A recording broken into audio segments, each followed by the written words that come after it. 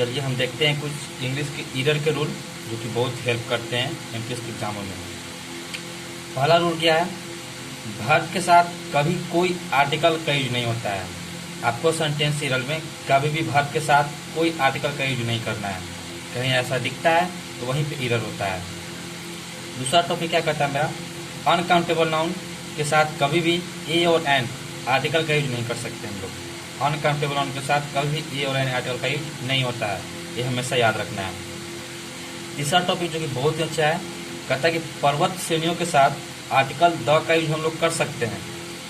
पर्वत श्रेणी के साथ आर्टिकल द का यूज हम लोग कर सकते हैं, लेकिन पर्वत चोटी के साथ कभी भी कोई आर्टिकल का यूज नहीं होता है। जैसे मैं हिमालय मेरा पर्वत श्रेणी है, अल्पस मेरा पर्वत श्रेणी है, इसके साथ हम द का यूज कर सकते हैं, लेकिन माउंट एवरेस्ट मेरा पर्वत चोटी है तो इसके साथ कभी भी कोई आर्टिकल का यूज हम लोग नहीं कर सकते हैं, ये हमें याद रखना है।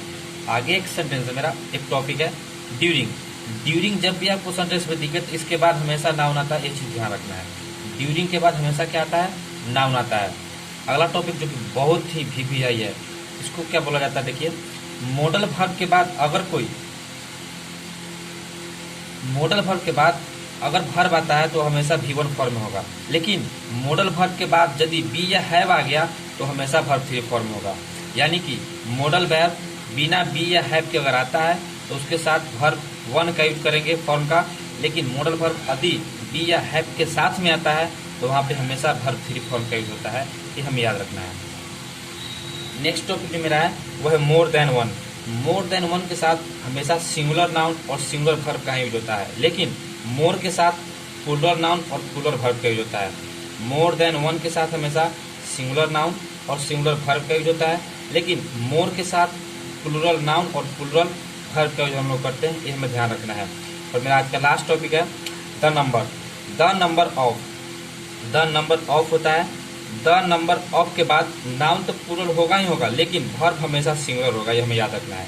यानी कि द नंबर ऑफ के बाद वर्ब हमेशा सिंगुलर ही होगा। आपको वहाँ पे नाउन प्लूरल दे देगा तो आप सोचिएगा कि वहाँ पे प्लूरल नाउन है तो वर्ब भी प्लूरल होगा, लेकिन नहीं, हमें याद रखना है कि द नंबर ऑफ जब भी आएगा तो भले ही नाउन प्लूरल हो लेकिन वर्ब हमेशा कैसा होगा, सिंगुलर होगा। आज का यही